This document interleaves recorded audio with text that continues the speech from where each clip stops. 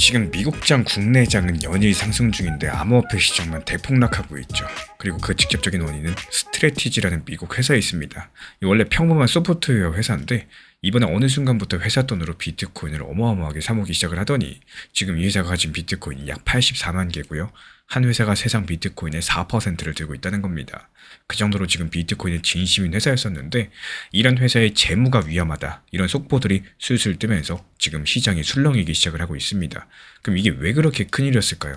이 문제의 한가운데는 STRC라는 게 있습니다. 이름이 조금 어렵죠. 쉽게 말씀드리면 이 회사가 돈을 끌어모으려고 사람들한테 판 일종의 투자 상품입니다. 사람들이 여기에 돈을 넣으면 회사는 그 돈으로 또 비트코인을 샀고 이 상품은 원래 가격이 거의 변하지 않도록 설계가 되어 있는데 우리 돈으로 치면 약 15만 원 근처에서 딱 붙어 있게 만들어 둔 거죠. 근데 이게 지금 13만 원 수준까지 내려앉았습니다. 정해진 가격보다 11%쯤 빠진 건데요. 이 별거 아닌 것 같죠. 근데 이게 왜 중요한지 알면 생각이 달라지게 되실 겁니다.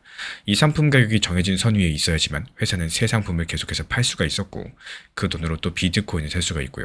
근데 가격이 그 아래로 떨어지면 회사는 새로 파는 것들을 멈춰야 됩니다. 비트코인을 사모으던 돈줄 하나가 막힌다라는 거죠. 여기까지만 해도 정말 답답한데 진짜 문제는 그 다음이었습니다.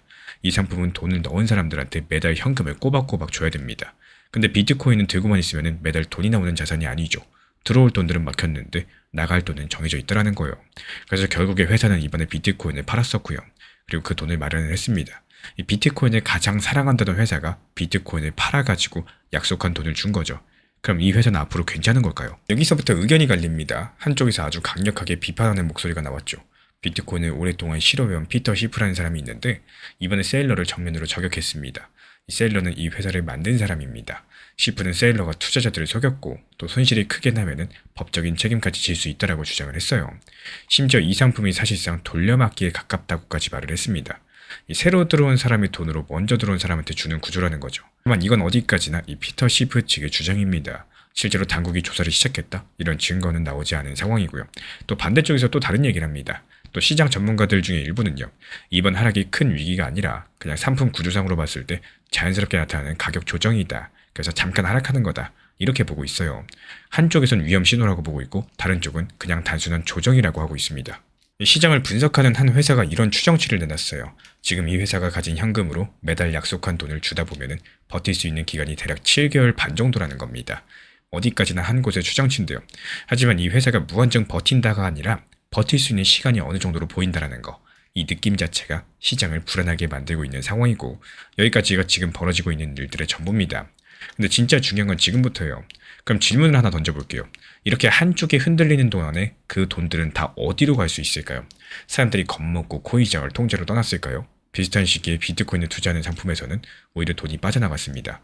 근데 같은 시기에 리플에 투자하는 상품으로는 오히려 돈이 들어왔습니다. 우리 돈으로 약 80억 원 정도가 리플 쪽으로 들어왔고요. 금액 자체가 엄청나게 큰 건 아닙니다. 하지만 중요한 건 방향성이겠죠.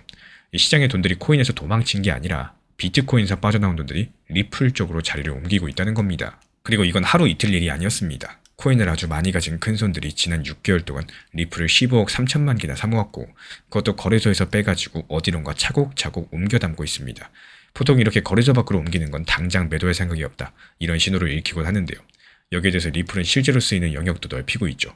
최근에 아프리카의 한 큰 결제회사에 투자를 했는데 그 회사 가치가 우리 돈으로 4조 8천억에 달합니다. 이 투자를 통해서 리플의 기술을 실제 송금망에 집어넣기로 했고요.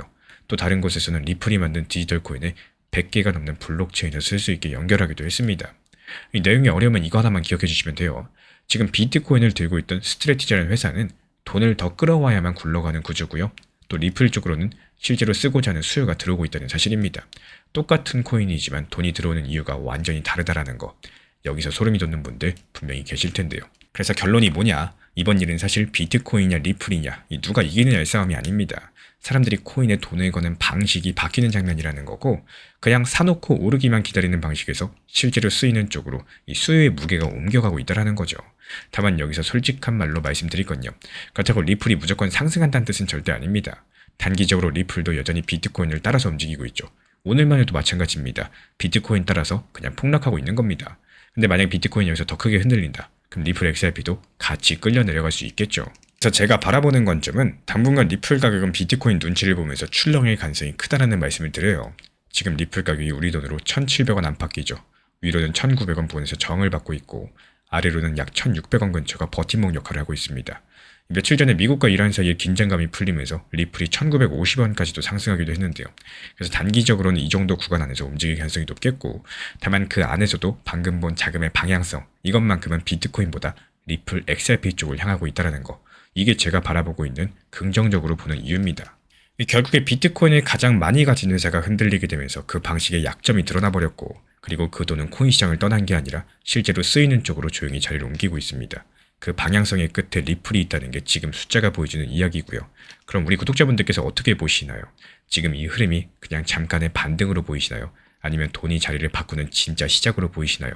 여러가지 댓글로 우리 구독자분들의 생각들 들려주시면 다음 영상에서 반영드릴 예정이고, 투자 시장에서 오랜 시간 살아남기 위해서 무엇을 해야 되는지, 무엇을 하지 말아야 되는지, 이거에 대해서 아는 것이 정말 중요하다는 말씀을 드리고 싶습니다. 모르는 거, 위험한 거, 그리고 확신이 없는 거 굳이 하지 않으셔도 되겠죠. 항상 말씀을 드리고 있지만 업비트, 빗썸 같은 익숙한 현물 거래소 중심으로 운영하시고 선물 매매는 항상 조심할 줄 아셔야 됩니다. 현물 시장도 마찬가지예요. 24시간 열려있는 시장인데 선물은 작은 실수 하나가 큰 손실을 넘어가지고 청산으로서 자금 자체가 사라질 수가 있겠죠. 해외 거래소도 역시 마찬가지입니다. 익숙하지 않으시다면 예상하지 못한 문제들이 발생할 수 있기 때문에 그냥 안 하시는 게 낫겠죠. 이 시장에서 가장 중요한 점은요, 내가 빠르게 크게 버는 것이 아니라 방어적으로 투자하면서 지킬 줄 아는 겁니다. 그래서 오래 살아남을 수 있는 투자가 결국에 성공하는 겁니다. 안전한 방법으로 꾸준하게 투자하는 거, 결국에 가장 강력한 전략이라는 사실을 다시 한번 강조드리고 싶습니다. 지난 폭락장에서 XRP 1,830원 그리고 1,900원서 이렇게 두 차례 분할 매수 들어갔던 물량들, 이번에 2,200원 단기 매도하면서 깔끔하게 나왔죠. 추가적인 매수 매도 타점 속보로서 받아보고 싶으신 분들께서는 현재 보이는 번호로 연락 주시거나 댓글창 링크 통해서 신청 주시면 확인되는 대로 입장 드리겠습니다. 제가 안내해드리고 있는 코인 신사 채널 멤버십 전용방에 대해서 짧게 설명드려 보도록 하겠습니다. 리플, 암호화폐 시장에 대한 중요한 이슈, 그리고 브리핑이나 시장의 흐름에 대한 전문적인 분석 내용 설명과 함께 차트상의 기술적 분석, 온체인 지표와 투자 심리에 대한 내용들을 같이 안내 도움드리고 있고, 가장 중요한 투자 심리를 컨트롤하기 위해서 포트폴리오의 구성에 대한 노하우, 투자 심리 컨트롤에 대한 내용도 같이 안내드리고 있습니다. 코인 신사 스터디 멤버십 가입하신 분들께서는 아래 번호 혹은 신청 링크 통해서 남겨주시면 제가 연락드리고 있고, 안내 설명과 함께 신사 채널 리플 전용 멤버십 방에도 입장 안내 설명드리고 있습니다. 오늘 영상도 끝까지 함께 해주셔서 정말로 감사드립니다. 우리 구독자분들에게 코인 신사 채널은요, 단순한 투자 채널이 아닙니다. 때로는 아들처럼, 때로는 형이나 오빠처럼, 또 때로는 냉정한 전문가로서 그렇게 곁에 있고 싶습니다. 누군가의 아들은 이렇게 말합니다. 괜찮아요. 아직 기회 있어요. 또 누군가의 심리 트레이너는 이렇게 말을 하죠. 지금 흔들리시면 안 됩니다. 이런 타이밍엔 반드시 버티셔야 됩니다. 그리고 때로는 악재가 시작됐기 때문에 지금은 비중 조절할 타이밍입니다. 이렇게 말을 합니다. 그리고 또 누군가의 전문가로서 이 구간은 분명히 좋은 타점이 될 것입니다. 이런 말씀도 드릴 수가 있겠죠. 그렇게 저는 매 순간마다 시장을 바라보고 있습니다. 이 시장이라는 건 늘 변화를 하고요. 감정은 그것보다 훨씬 더 빠르게 흔들릴 겁니다. 하지만 그때마다 우리 코인신사 채널은 밤새 차트 지켜보면서 누군가의 불안이 덜어지기를, 또 누군가의 손실이 멈추길 바라면서 그 마음을 담아서 한 줄 한 줄 브리핑을 시작합니다. 이 투자라는 건 숫자 싸움이 아니라요, 마음 싸움이고 그 심리가 전부인 영역입니다. 이 시장에서 끝까지 버틸 수 있는 힘, 그거는 정보보다 함께 가는 사람에게서 나와요. 우리 구독자분들이요, 절대로 혼자가 아니라는 거를 이 목소리로서 꼭 전해드리고 싶습니다. 오늘도 우리 구독자분들 곁에서 가족처럼 함께 걷는 동반자 코인신사 채널이었습니다.